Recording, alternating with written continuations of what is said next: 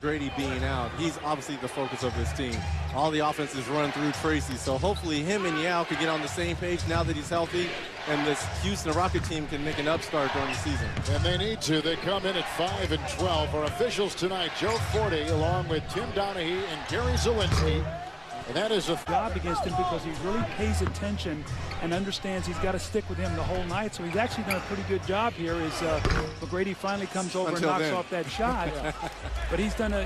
Checks out. McGrady comes back in for the Houston Rockets. This is Derek Anderson finding Tracy McGrady, who is 1 of 3 to start the game. Wells defending. Oh, my. How sweet was that? And they faked him baseline. And what I like right here, he kind of lulls Bonzi to sleep right there and takes him off the dribble and kind of split 2 defenders right there and just high enough over when he got the big contract. He was so tough offensively when we played him, when the Pacers played him, because he could go left, he could go right, plus he could make outside shots. If it's on Washington, coverage begins at 7 o'clock on the East. You know, Kevin. And David Wesley the other way. He had some off-season knee surgery, and his camp was kind of spotty at best. Look at McGrady work inside over Stojakovic. I say they have no shot blocking, so you know if you get inside, you can go right to the basket. But just the footwork of Tracy McGrady. Everyone knows about his outside shooting, but look at this quick first step going baseline. Whoop! Little slow cast. They're sitting right next to us. They're somewhat disheveled and a little bit in awe of the record as well at home. They're not used to this. Was tweak it a little bit so that they can play Corliss Williamson and Skinner and Kenny Thomas, some of these guys off the bench who maybe not fit into that type of offense, but could maybe bring something to the table here. We see McGrady rise up and hit the shot. You know, so it might be that their second unit has to... Jeff Van Gundy doesn't like to run. They don't have the personnel to run. Brad Miller just picked up his 3rd assist of the game. Well, you know, it's interesting. We'll talk as Derek Anderson looks like he's going to go to the line for a continuation here, and he looks like it possibly 6 quick points for him. Rebounding in the game, Rockets +1. And both teams have a pep in their step, and I really like how Houston role players, David Wesley, in the open areas.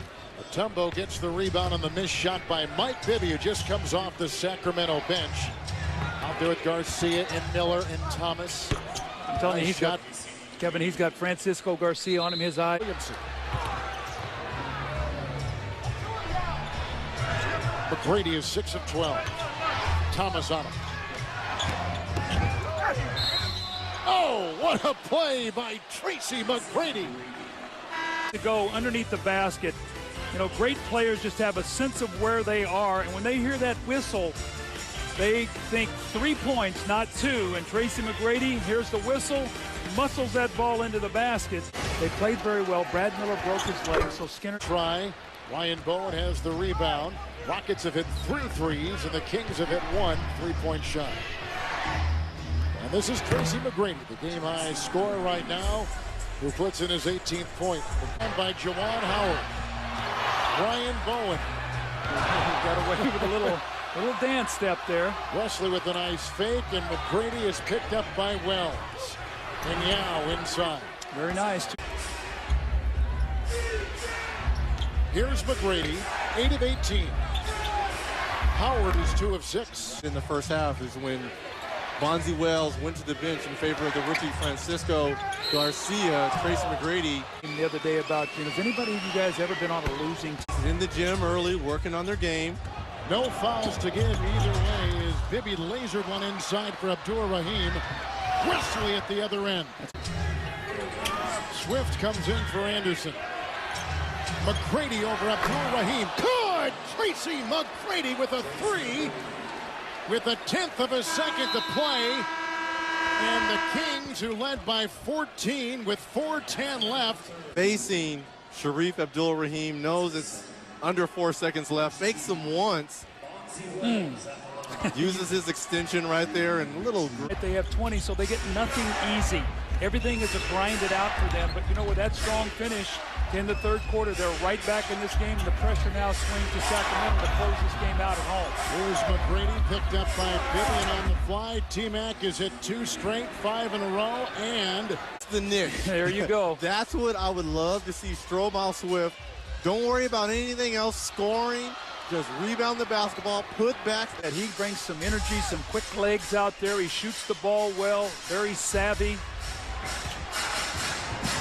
It's Miller looking for Wells and picked up by McGrady, who gets tangled up with Miller. And Miller, The clock, get the ball into Tracy McGrady's hands with under 10 seconds so he can make a move, make a play. That's a tough shot. Oh my goodness, he has made some incredible shots, but that's what happens. You get a close. Brady has a game high 26. It's a big basket right here. They get a score here, put it up to either 7 or 8. It'd be tough for Sacramento to overcome that. Tracy McGrady flies inside with a foul. And Tracy saw a little gap and took the gap right to the basket. Reed ever guards Shaquille O'Neal down there? Probably not. So what's the difference with Yao Ming, who's the bigger than? But they have no go-to player, like Charles said. I don't know who their go-to player is on Sacramento's team.